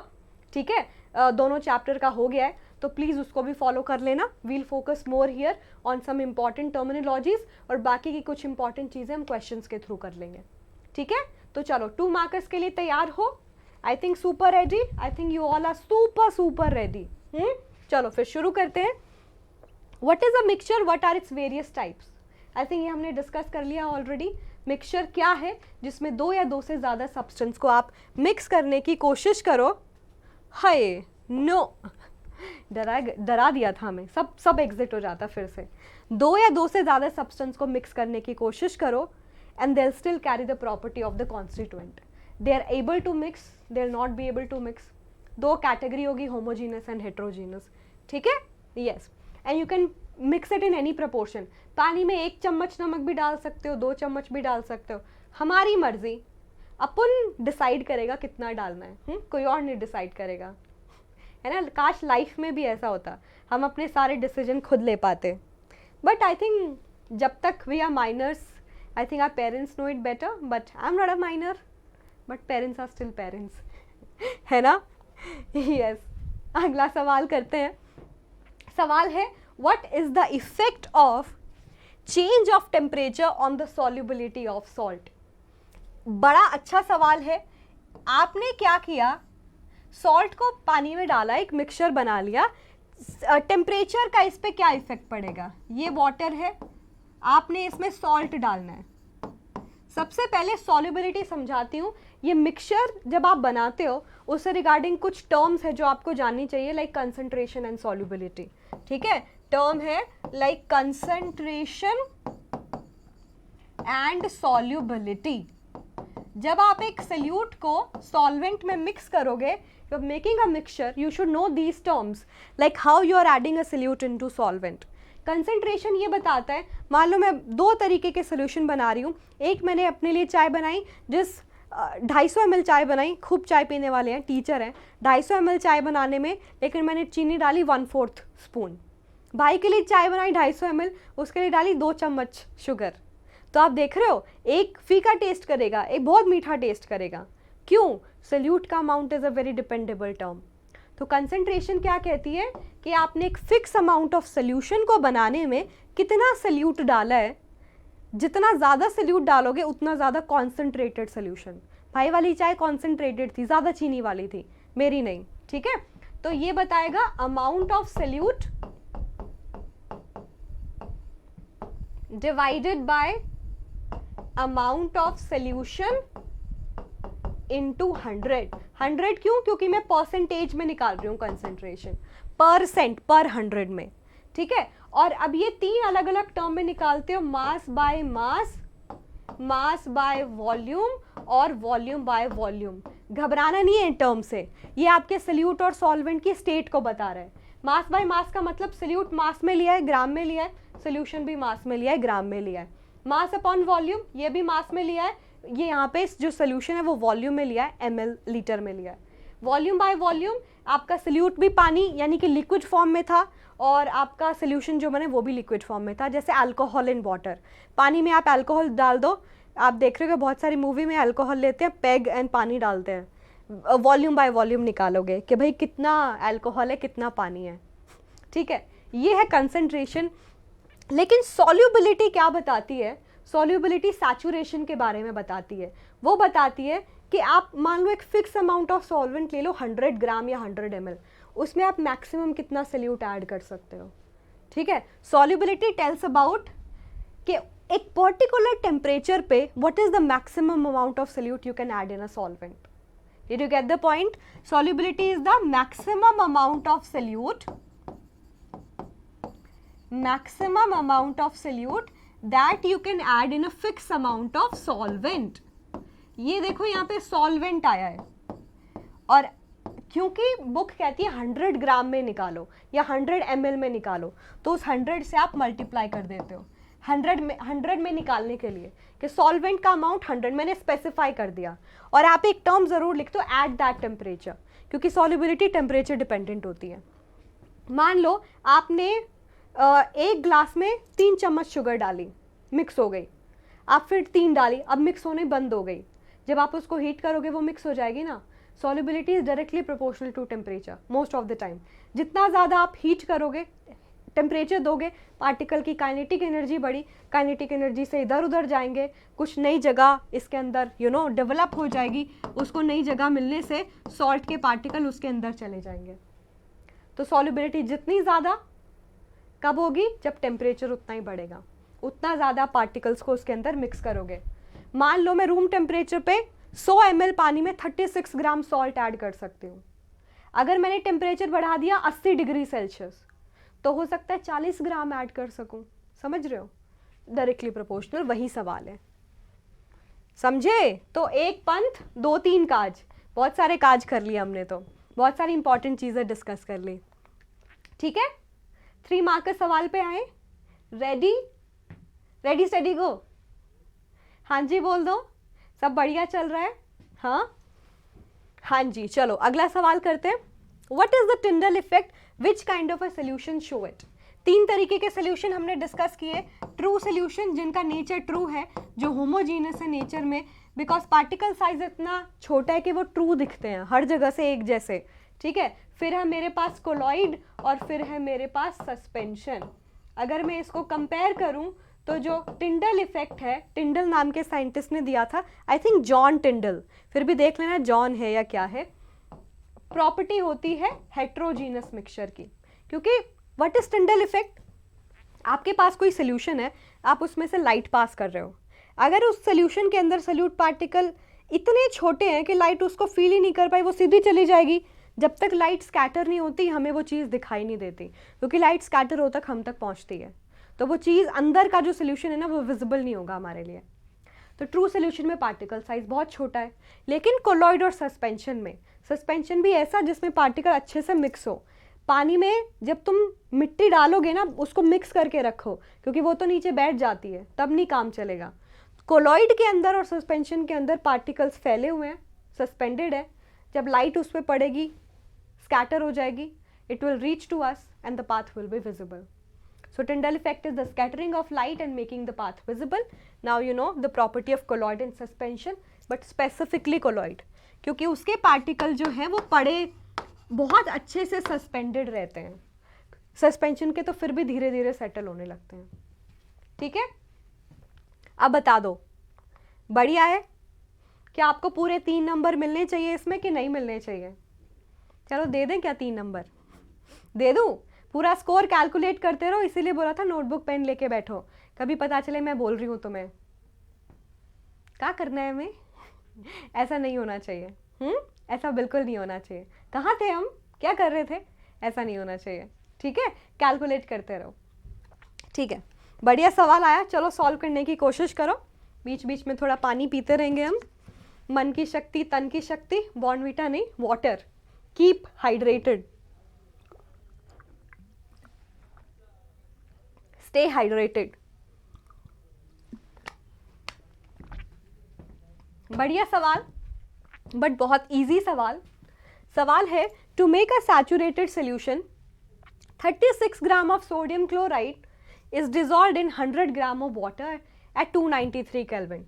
Concentration निकालनी है। अब आपको पता है कॉन्सेंट्रेशन, और कौन सी निकाल रहे हो? मेरे को सल्यूट का जो अमाउंट है वो भी सॉलिड ग्राम में दिया था, विच इज मास, और सॉल्वेंट भी ग्राम में दिया था। यानी कि आप कंसेंट्रेशन कौन से निकाल रहे हो? मास बाय मास परसेंटेज, ऊपर भी मास नीचे भी mass. Amount of solute which is 36 gram. नीचे क्या होता है? Amount of solution. बच्चे गलती क्या करते हैं? 100 लिख दिया नीचे। सल्यूशन बनता है सल्यूट और सॉल्वेंट को ऐड करने से। 36 में 100 ऐड करो, 100 से मल्टीप्लाई करो, क्यों? परसेंटेज निकालनी है। अब आंसर आ जाएगा 36 डिवाइडेड बाय 136 इंटू 100। चलो आंसर बताओ, सॉल्व करो, आंसर बताओ। 3 नंबर मिल गए, और लिख देना फिर आंसर आ गया मास बाय मास परसेंटेज, जितना परसेंटेज आएगा। ठीक है, क्या आंसर आया? मैथ्स ओपी आप करोगे, अब क्या स्पून फीडिंग थोड़ी ना करेंगे हम। डन, चलो ठीक है, आंसर सही दिया। 36/136 इंटू 100 26.47%। जितना कटता है काट दो, फिर अपना सॉल्व कर लो। या मेकिंग सेंस? और नो मैम, अब ये मैं कैसे सिखाऊं, ये तो बेसिक लेवल वाला मैथ्स है कि नहीं? बिल्कुल है, 100% है। 5 नंबर का सवाल आया आपके सामने, ये सॉल्व करते हैं सवाल को। How are sol solution and suspension different from each other? अब है ही 5 नंबर का सवाल, होगा ही बड़ा। सोल जो है कोलॉइड का सबसे मेन टाइप है। सोल सोल्यूशन है ना, सोल्यूशन सॉलिड इन लिक्विड, तो सोल एक टाइप का कोलॉइड है, द मोस्ट कॉमन कोलॉइड जो एक सॉलिड को लिक्विड में डालने से आता है। बेस्ट एग्जाम्पल दूं, घर का स्टार्च सोल्यूशन। घर में राइस बनाते हो तो क्या करते हो, राइस को धोते हो पानी में, राइस निकाल दो, स्टार्च सोल्यूशन, राइस में स्टार्च होता है, starch in water, that's colloid, that's sol. ठीक है, सॉलिड स्टार्च होता है वो पानी में, वो ट्रांसलूसेंट हो जाता है सोल्यूशन। फिर मैं सोल्यूशन ले लेती हूँ, सस्पेंशन ले लेती हूँ, और तीनों की प्रॉपर्टी 5 नंबर का है तो कम से कम 5 पॉइंट लिखने हैं तुम्हें। ठीक है, 4 दिए हो यहाँ तो, चलो देखते हैं। यहाँ पे मिक्सचर टाइप लिखा, सोल, सोल्यूशन, सस्पेंशन, फिर उनका particle size, Tyndall effect and all. अब जो सोल होते हैं वो हेट्रोजीनस है, आपको पता है, सोल्यूशन होमोजीनस है, और सस्पेंशन भी हेट्रोजीनस है। हेट्रोजीनस ये 2 टाइप के होते हैं। पार्टिकल साइज सोल का होता है 1 से 100 नैनोमीटर। ये 1 से 100 नैनोमीटर को इस सेंटीमीटर में लिखा हुआ है, क्योंकि नैनोमीटर होता है 10⁻⁻9 मीटर, तो आप ऐसे भी लिख सकते हो। मीटर में चेंज करो, 10⁻⁹ से लेके 100 इंटू 10⁻⁹ मीटर। मीटर में कितना हो गया, 10⁻⁹ से लेके 10⁻⁷ मीटर। ये मीटर में हो गया। अगर आप इसको सेंटीमीटर में लिखना चाहते हो तो 100 से मल्टीप्लाई कर दो। इसको 100 यानी कि 10⁻2 से मल्टीप्लाई किया, इसको भी 100 यानी 10⁻2 से मल्टीप्लाई किया, तो 9 में से 2 गए 7, 10⁻⁷, 7 में से 2 गए 5। मैंने आपको सेंटीमीटर में चेंज करना भी सिखा दिया, मैथ्स ओपी। यानी कि सेंटीमीटर में लिखोगे नैनोमीटर को तो 10⁻⁷ से 10⁻⁵ सेंटीमीटर। इतना कॉम्प्लिकेट करने की ज़रूरत नहीं है, बट आपको आना चाहिए। ठीक है, इतना कॉम्प्लिकेट मत करो, बट आना चाहिए। Solution less than 1 nanometer, suspension more than 100 nanometer. अब एक और पॉइंट ऐड कर सकते हो, जैसे मैंने बोला 5 लिखो। सोल्यूशंस आर क्वाइट स्टेबल, मतलब बहुत ज़्यादा स्टेबल नहीं होते बट ऑलमोस्ट स्टेबल। ठीक है, सोल्यूशन की बात करूं, they are stable, properly stable, मतलब अच्छे से मिक्स हो जाते हैं। लेकिन सस्पेंशन जो होते हैं दे आर नॉट स्टेबल, वो आपस में अच्छे से मिक्स नहीं हो सकते। ठीक है, फिर आप उनकी प्रोसेस भी बता सकते हो अलग करने की, क्योंकि फिजिकल मेथड से मिक्सचर को अलग कर सकते हो। सोल को अलग करने के लिए हम जनरली कोलॉइड को अलग करने के लिए सेंट्रीफ्यूगेशन यूज करते हैं। कौन सी प्रोसेस यूज करते हैं, सेंट्रीफ्यूगेशन। आई थिंक इस साल आपके सेपरेशन टेक्निक हट गई है। ठीक है, फिर अगर मैं होमोजीनियस मिक्सचर की बात करूं, सेंट्रीफ्यूगेशन घर में देखते हो जिससे मक्खन निकालते हैं, so milk is an example of the same. Sol, उसको ऐसे हाई स्पीड पे रोटेट करो, सल्यूट पार्टिकल सॉल्वेंट पार्टिकल से अलग हो जाते हैं। सोल के अंदर सल्यूट पार्टिकल को बोलते हैं डिस्पर्स्ड फेज, सॉल्वेंट पार्टिकल को बोलते हैं डिस्पर्जन मीडियम। याद करो, अलग करना। ठीक है, होमोजीनियस मिक्सचर को अलग करने के लिए जनरली जो हम मेथड यूज करते हैं, they could be variety of method. जैसे कि मान लो सॉल्ट इन वाटर है, इवेपोरेशन कर सकते हो आप। ठीक है, वेराइटी ऑफ मेथड हम इसके लिए यूज करते हैं। फिल्ट्रेशन नहीं हो सकता बाकी, और सस्पेंशन को आप फिल्ट्रेशन से जनरली अलग करते हो। ठीक है, फिल्ट्रेशन से, क्योंकि सल्यूट पार्टिकल का साइज बहुत बड़ा है, फिल्टर हो जाएगा सॉल्वेंट, सल्यूट बच जाएगा। फिर उसके बाद टिंडल इफेक्ट, सोल दिखाता है, सोल्यूशन नहीं दिखाता। सस्पेंशन दिखा भी सकता है, नहीं भी। अगर हम अच्छे से मिक्स करके रखें तो दिखाएगा, पार्टिकल सेटल हो गए तो नहीं दिखाएगा। ठीक है, एग्जाम्पल देना बहुत ज़रूरी है, एग्जाम्पल भी देख लो। मिल्क, ब्लड, स्मोक सोल है। सॉल्ट सोल्यूशन, शुगर सोल्यूशन, ये मेरा सोल्यूशन है। Sand in water, dusty water, ये कुछ एग्जाम्पल है सस्पेंशन के। जो आपके सोल हैं, जो आपके सोल्यूशन है, कोलॉइडल सोल्यूशन, उसके टाइप भी पूछे जाते हैं। जैसे सॉलिड हो, सोल्यूशन के टाइप बताऊं, solid in liquid, liquid in liquid, gas in liquid. Liquid fix रखा, सॉलिड, लिक्विड, गैस तीनों डाल दिए। फिर गैस के साथ भी अगर मैं एग्जांपल दूं, सॉलिड इन गैस, ठीक है, लिक्विड इन गैस, ऐसे भी कुछ एग्जांपल हो सकते हैं। एक बहुत कॉमन जो एग्जाम में पूछा जाता है इज योर, जब डॉक्टर कोई भी कट लगता है, वूंड लगता है तो एक सोल्यूशन लगाता है, क्या बोलते हैं, tincture of iodine, that's the solution of iodine in alcohol. Iodine solid है, अल्कोहल लिक्विड है, सॉलिड इन लिक्विड टाइप का होमोजीनियस मिक्सचर है वो। क्या है? Homogeneous mixture. क्या है वो? सोल्यूशन। ठीक है। एक और टिप, जो कोलॉइड्स होते हैं उनके डिफरेंट डिफरेंट टाइप होते हैं, वो एग्जाम में बहुत पूछे जाते हैं, तो प्लीज़ उसको ज़रूर याद कर लेना। ठीक है, वो मस्ट है, उसको याद ज़रूर करना है। ऑल राइट, अब टाइम है रैपिड फायर, यानी कि 1 मार्कर सवाल का, जिसे हमें जल्दी से आंसर देना है। आप जल्दी से आंसर दोगे, बट मेरा काम है बीइंग योर टीचर, मैं अच्छे से आपको एक्सप्लेन भी करूँ, बिकॉज अनुभव मैम का दिल है कि मानता नहीं। चलो आंसर दो जल्दी से। N example of liquid metal and liquid non metal, gallium mercury, mercury chlorine, mercury bromine, bromine sulphur. पहले मेटल फिर नॉन मेटल। बहुत ही इजी सवाल है। 3, 2, 1 डन। यस एग्जैक्टली, ऐसे टाइमर चलेगा, रैपिडली आंसर देना है। Mercury is a metal, confusion नहीं होना चाहिए, और bromine is a non metal, अकेला नॉन मेटल जो लिक्विड है, याद रहना चाहिए ये आपको। डन। चलो अगले सवाल पे मूव करते हैं। गलती से मिस्टेक भूल जाओ, अभी आपने कुछ नहीं देखा। The continuous zigzag movement of colloidal particle in a dispersion medium is, मैंने बताया था disperse phase solute, dispersion medium is solvent, medium provide करे डिस्पर्स करने को सॉल्यूट को। Dispersion, Tyndall effect, Brownian movement, oscillation. अरे मैम ये तो अभी दे देंगे हम आंसर। 3, 2, 1 यस, ब्राउनिन मूवमेंट, ये ऐसे zigzag मूव करते हैं। ठीक है। बायो का भी एग्जाम्पल, पॉलन ग्रेन्स। ठीक है, जब आप पॉलन ग्रेन्स, फ्लावर का जो रिप्रोडक्टिव पार्ट होता है, पानी में डाला आपने, पाउडरी टाइप होता है, ऐसे zigzag, रॉबर्ट ब्राउन ने ऑब्जर्व किया, ऐसे zigzag तरीके से जाता है। इंटरमिक्सिंग ऑफ पार्टिकल दिखाने का, मूवमेंट पार्टिकल दिखाने का एक और तरीका, ब्राउन इन मोशन। ठीक है, ब्राउन इन मोशन या ब्राउन इन मूवमेंट। ब्राउन इन क्यों? रॉबर्ट ब्राउन ने दिया था। All right, I know you got it. Come on, अब हो जाए थोड़ा और प्यार। अभी हमारे 2 चैप्टर का क्विक रिवीजन हो गया है, तो आप जल्दी से किस बात का वेट कर रहे हैं? लाइक करके, शेयर करके, सब्सक्राइब कर दो चैनल को। जिसने लाइक नहीं किया जल्दी से वीडियो को लाइक कर दो, कि यूट्यूब भी बोले जो जो बच्चे 9th के हैं, उनको, जो बार बार ऐसा कंटेंट देखते हैं, उनको ये वीडियो रेकमेंड हो। तुम्हारे लिए काम आएगा, पढ़ लो इससे।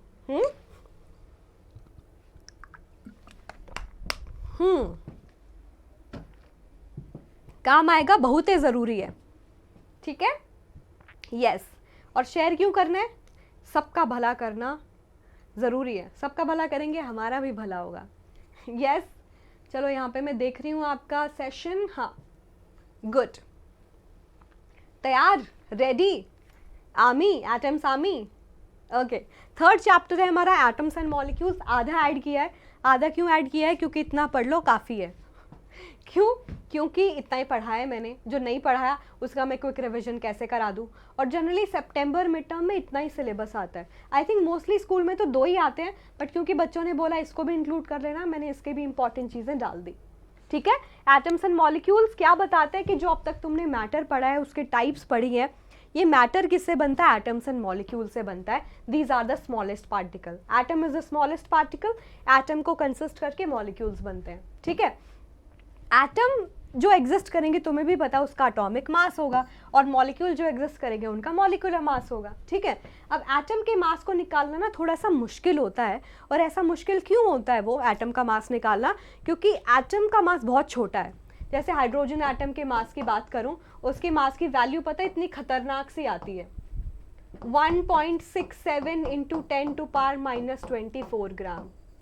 हमें पता चला हमारे पास कुछ 118 एलिमेंट है, और मैं तुम्हें बोलूँ ऐसे याद करो, you will be like ma'am इतना टॉर्चर मत दो ना, ज़िंदगी में बहुत है दिक्कत परेशानी है।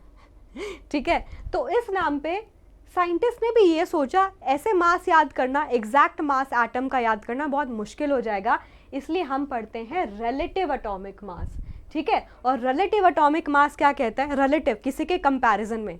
जैसे बचपन में मैं और मेरे भाई बहुत लड़ते थे कि मम्मी आपने भाई को ज़्यादा मैगी दे दी, मेरा भाई भी, आपने ना अनु को, मेरे को घर में अनु बुलाते हैं, अनु को ज़्यादा Maggi they the, it's not fair. तो कैसे कंपैरिजन किया मैंने, अपने मैगी की क्वांटिटी को अपने भाई की जो मैगी की क्वांटिटी थी उससे कंपेयर किया।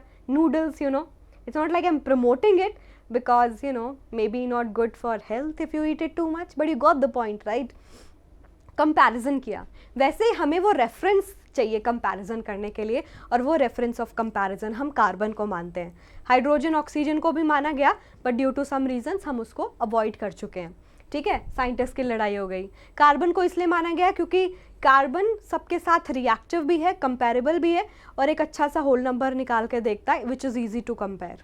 ठीक है, और कार्बन की किससे कंपेयर किया, 1/12। एक कार्बन एटम का मास 12 यूनिट के इक्वल था। 12 यूनिट के 12 हिस्से कर दो, एक हिस्सा क्या हो जाएगा, 1 यूनिट।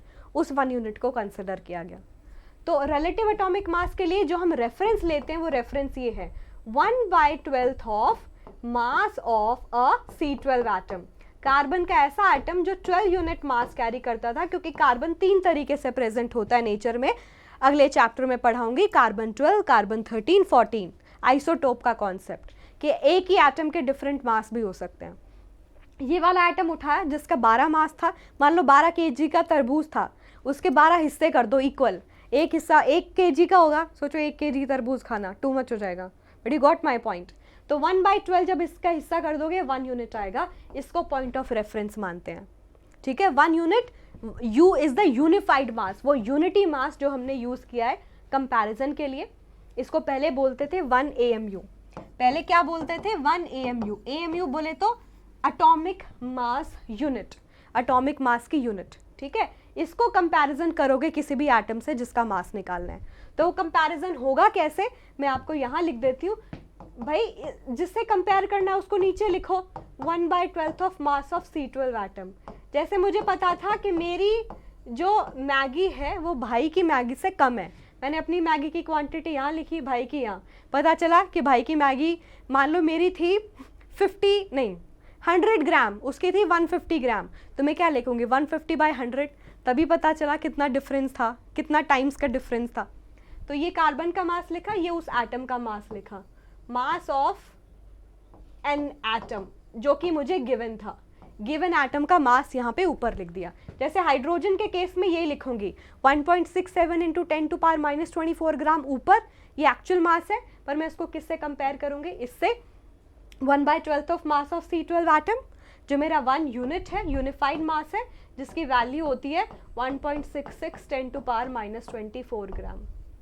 याद नहीं भी करो तो चलेगा, बट एक्चुअल में इनसे कंपेयर करते हैं बेसिकली। दिस इज 1U, वो यूनिट ऑफ रेफरेंस, वो पॉइंट ऑफ रेफरेंस। और फिर मेरा मास होल नंबर में निकल के आता है। हाइड्रोजन का है 1U, कि इसके कंपैरिजन में हाइड्रोजन का मास ऑलमोस्ट 1U है, 1.008U, थोड़ा सा डिफरेंस आता है।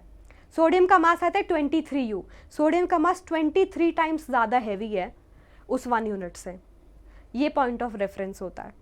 ठीक है, ठीक है, इस तरीके से हम निकालते हैं। एवरेज एटॉमिक मास क्या होता है, ये आप आगे पढ़ोगे जब भी एटम आइसोटोप की फॉर्म में एग्जिस्ट करते हैं। जैसे एक ही एटम के एक से ज़्यादा मास पॉसिबल है, तो उसका एवरेज निकाला जाता है, और वो एवरेज निकालना आपको सिखाया जाता है 4th चैप्टर में। कि एवरेज निकालने का मतलब ये नहीं है 12 + 13 + 14 को ऐड करके एवरेज ले लो, 3 से डिवाइड कर दो क्योंकि 3 वैल्यू है, नहीं।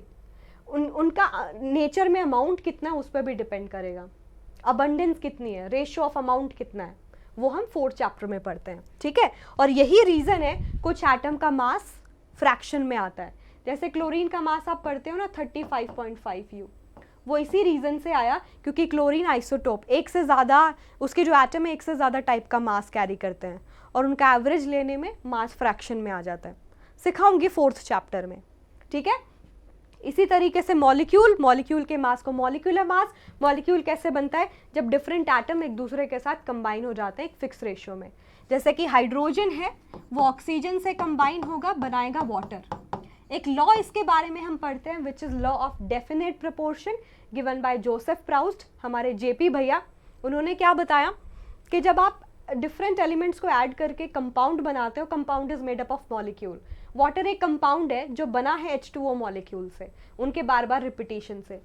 तो उसके अंदर जो भी एलिमेंट इन्वॉल्व होते हैं ना, वो एक फिक्स रेशियो ऑफ मास में होते हैं, ठीक है, और वो फिक्स रेशियो ऑफ मास में ही ऐड हो सकते हैं।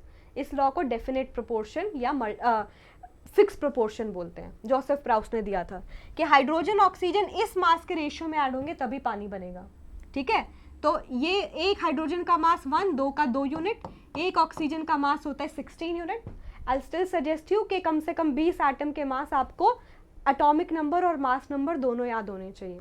एटॉमिक नंबर एटम का मास, वो unique mass, I mean atomic number atom का वो एक यूनिक नंबर जो प्रोटॉन के नंबर को बताता है, जो किसी भी दो एटम के लिए सेम नहीं हो सकता, कभी भी दो एटॉमिक नंबर सेम नहीं हो सकते, ठीक है। और मास जो होता है वो होता है एलिमेंट का, जैसे हमने यहाँ बताया, एलिमेंट का mass due to neutron and proton present in the atom. 4th chapter में पढ़ाऊंगी।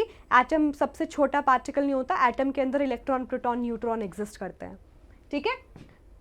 अब इसका रेशियो का स्मॉल होल नंबर देखो क्या होगा, 1:8, यानी कि वाटर जब भी कंबाइन करेगा 1:8 रेशियो में ही करेगा। तो रेशियो 1:8। अब इसका मल्टीपल ज़रूर कर सकते हो, 2:16, 3:24, 4:32 एंड सो ऑन।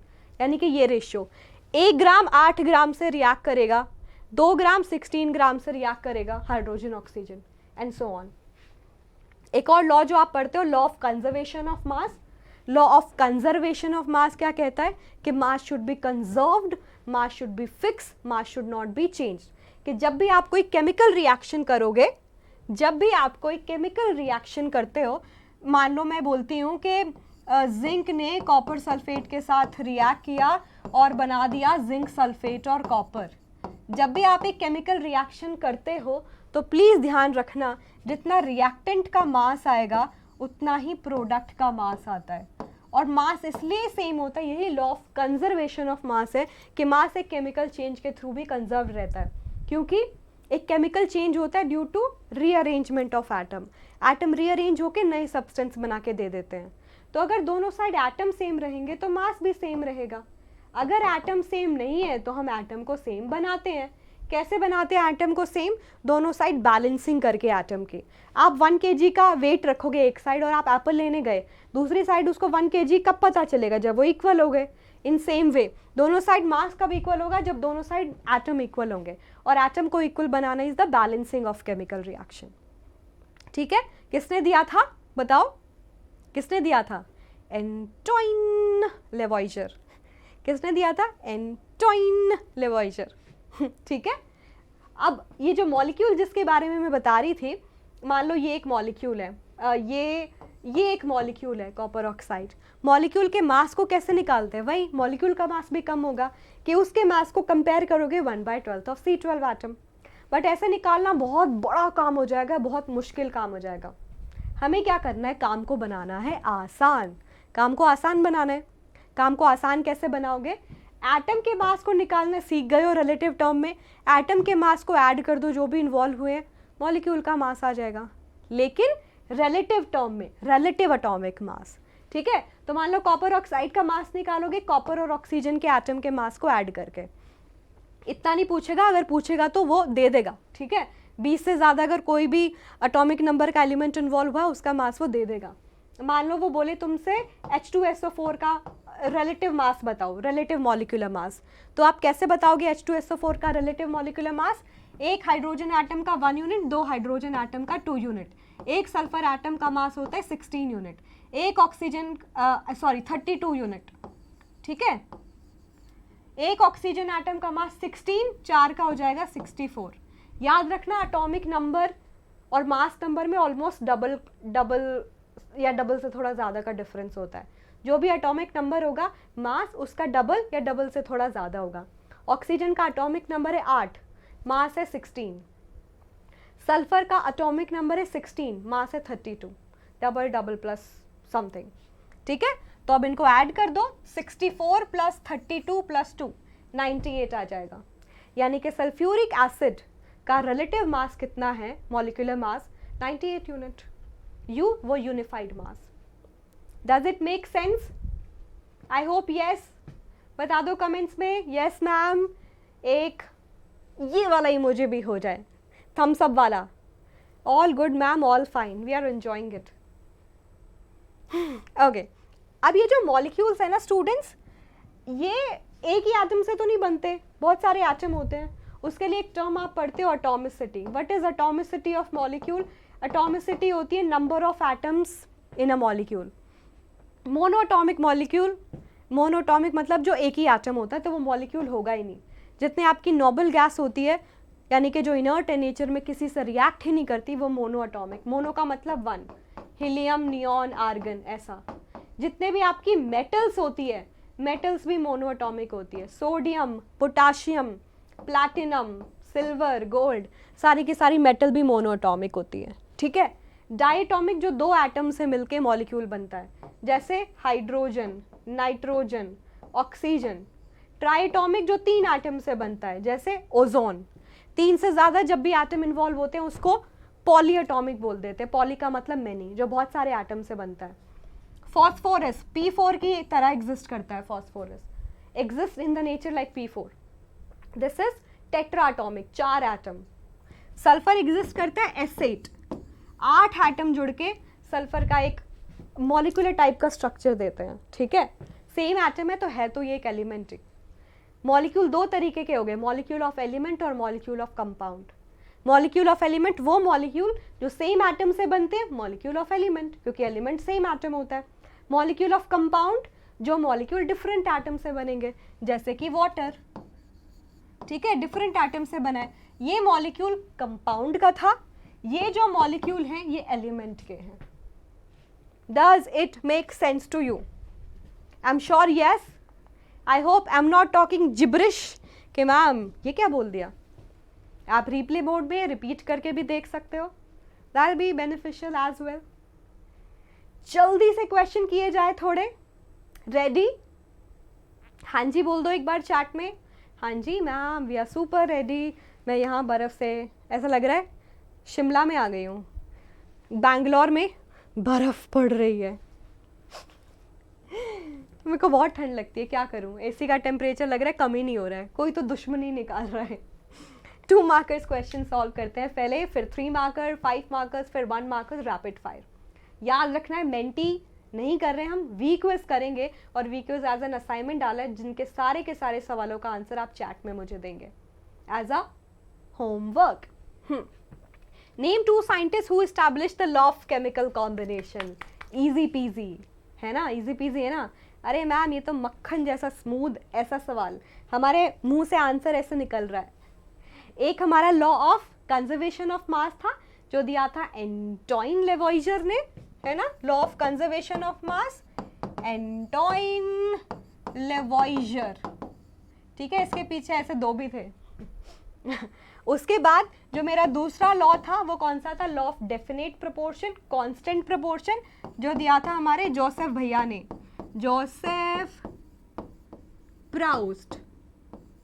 ठीक है, जोसेफ प्राउस्ट, जेपी.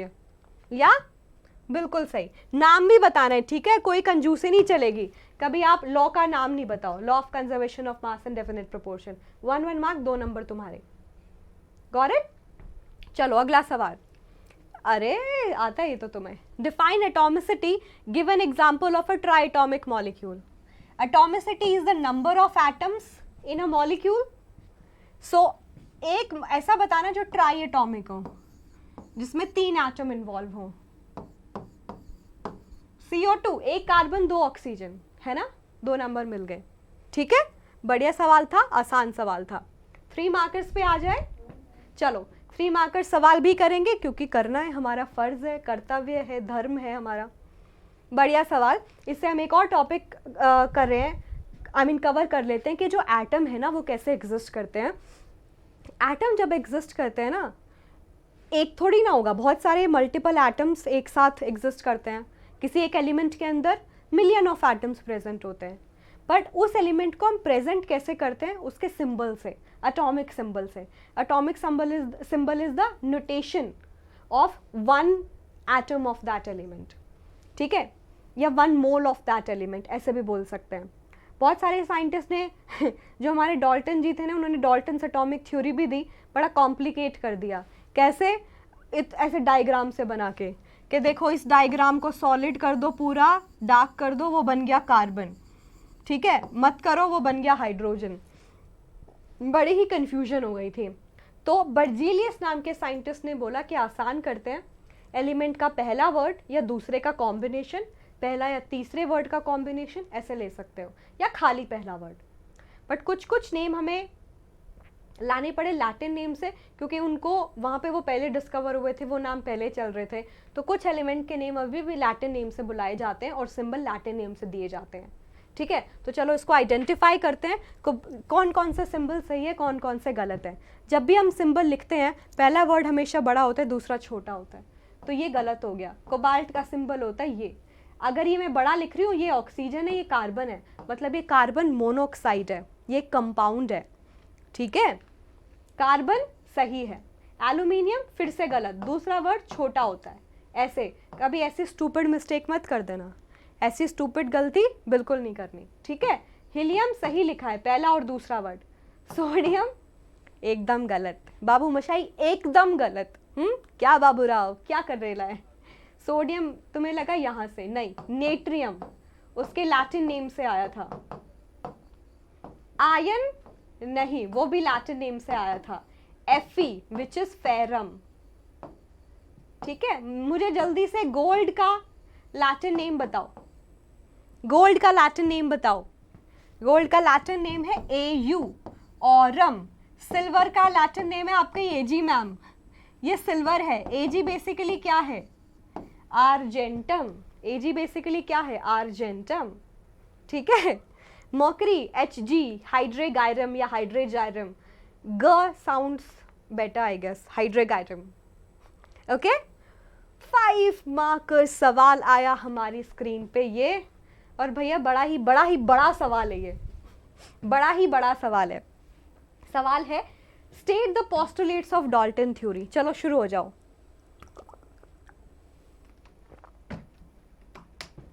डाल्टन ने 1808 में एक थ्योरी दी, आपको पता है John Dalton was a teacher. पढ़ना थोड़ा उसके बारे में। 1808 में थ्योरी दी, जितनी बातें एटम्स मॉलिक्यूल्स के बारे में पता थी उसको कंक्लूड कर लिया, ठीक है। तो ये जॉन डाल्टन ने जो theory the, Dalton atomic theory, atomic theory of matter के नाम से भी बुलाते हो।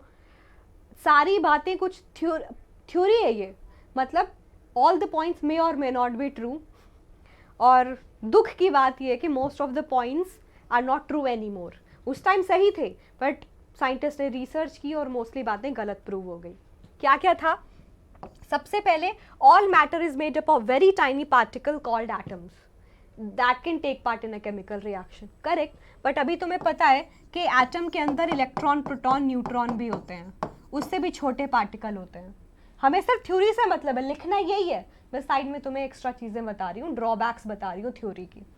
फिर atoms are indivisible particle which can not be created और destroyed in a chemical reaction, कि एक एटम के अंदर ना ही एटम क्रिएट हो सकते हैं ना ही डिस्ट्रॉय हो सकते हैं, ठीक है, विच इज ट्रू। जो तुम्हारा लॉ ऑफ कंजर्वेशन ऑफ मास को भी बताता है, यही डेफिनेशन होती है लॉ ऑफ कंजर्वेशन ऑफ मास की। लेकिन आपको पता है आगे मैं पढ़ाऊंगी कि जब न्यूक्लियर रिएक्शन करते हो ना, मतलब कई एटम ऐसे होते हैं, इतने हैवी होते हैं, उनका न्यूक्लियस इतना हैवी होता है कि वो अपने आप ही टूट जाते हैं और वो अपने आप ही अपने मास को कम कर देते हैं, ठीक है। यूरेनियम फॉर एग्जांपल, अपने आप ही उसका मास एनर्जी में कन्वर्ट हो गया, ठीक है। तो वहाँ पे ऐसी चीज़ें ट्रू नहीं होती। न्यूक्लियर रिएक्शन, जो ऐसे एटम होते हैं जो रेडियो एक्टिव होते हैं नेचर में, वही रेडिएशन एमिट करते रहते हैं, उनका मास रेडिएशन एनर्जी में कन्वर्ट होता रहता है। फिर है atoms of a given element are identical in mass and chemical property. Sounds true ना? अब अगर कोई आप एक सेम एलिमेंट लोगे, सारे एटम भी सेम होने चाहिए, बट सही है यहाँ के लिए। बट आपको बताया, मैंने थोड़ी देर पहले भी बताया कि इवन सेम एटम के मास भी अलग अलग हो सकते हैं। कार्बन के मास 3 तरीके से प्रेजेंट होते हैं, C12, C13, C14। Atom of different elements have different mass and chemical property. सही है। मान लो तुमने लिया आर्गन, तुमने लिया कैल्शियम, 2 अलग अलग एलिमेंट थे, तो 2 अलग अलग मास, अलग अलग प्रॉपर्टी होगी, बट सम टाइम इनका मास भी सेम हो सकता है। आर्गन 18 एटॉमिक नंबर है लेकिन मास होता है 40। कैल्शियम 20 एटॉमिक नंबर है बट इसका भी मास होता है 40। तो मैं आपको ये थ्योरी भी बता रही हूँ, साथ साथ इनकी ड्रॉबैक भी बता रही हूँ. Atom combine in the ratio of small whole number to form compound, which is also true. कि स्मॉल होल नंबर में कंबाइन करते हैं बट कभी कभी होल नंबर में कन्वर्ट हो ही नहीं सकते. जैसे आपका शुगर नेचर में फॉर्मूला ये कैरी करता है C12H22O11. C12H22O11 ये शुगर है. क्या आप उसको सिंपल होल नंबर में कन्वर्ट कर सकते हो?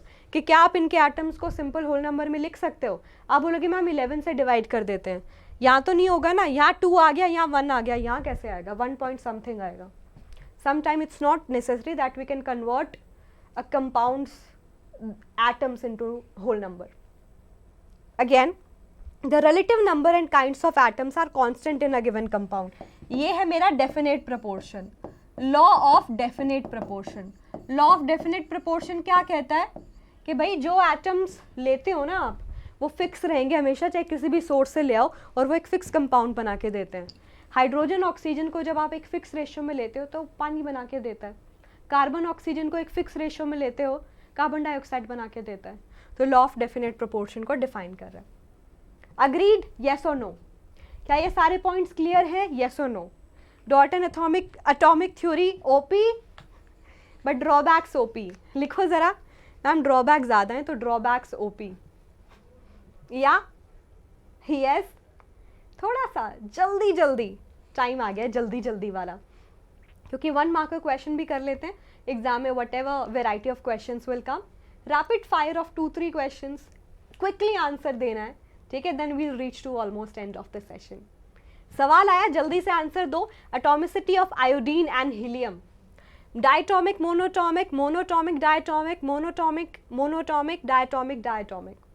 5 4 3 2 1 डन.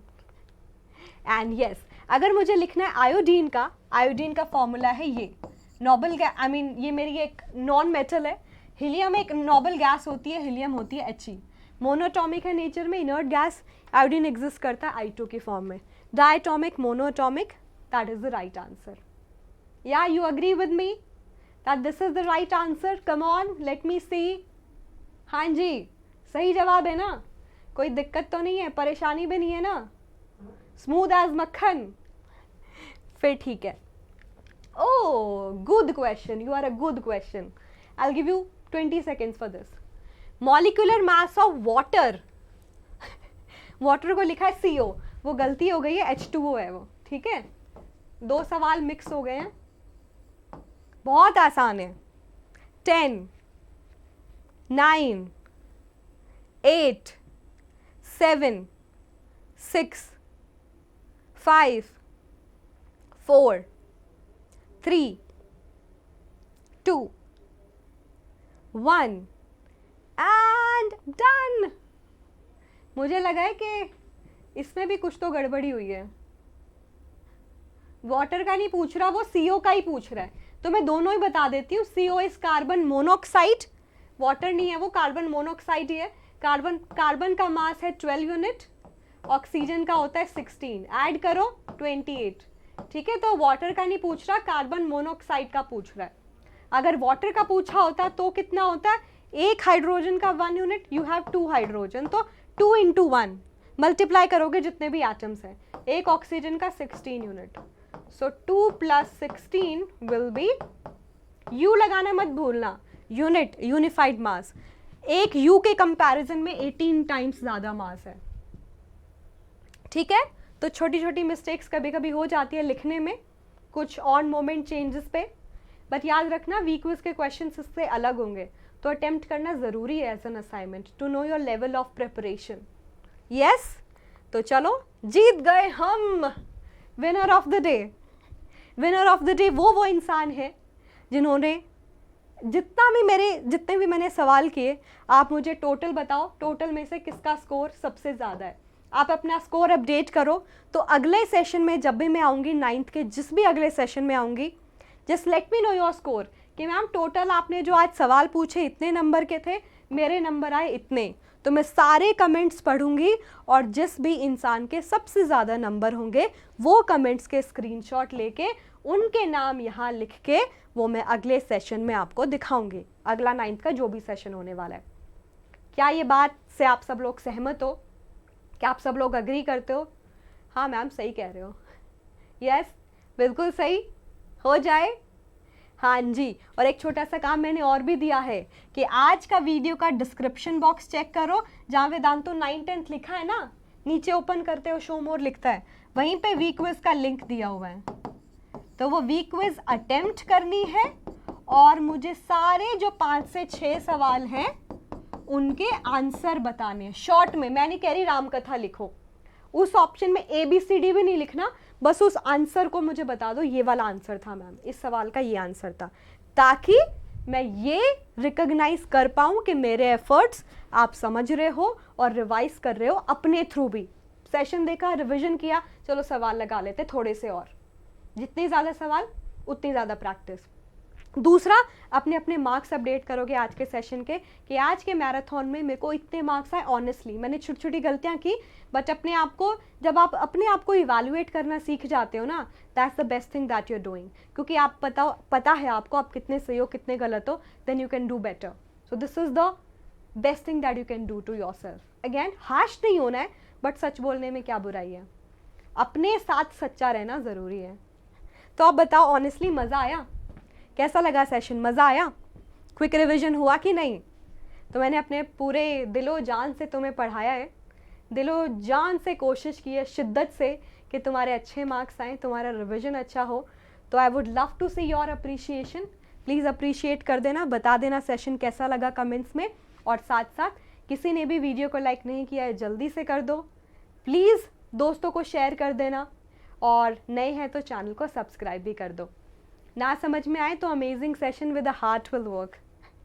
ठीक है, तो आज के लिए इतना ही। I am ending this marathon, I hope it will be super helpful, do let me know. मिलते हैं अगली बार, तब तक के लिए मेरी तरफ से bye bye, take care, see you, सायोनारा, हस्ता ला विस्ता।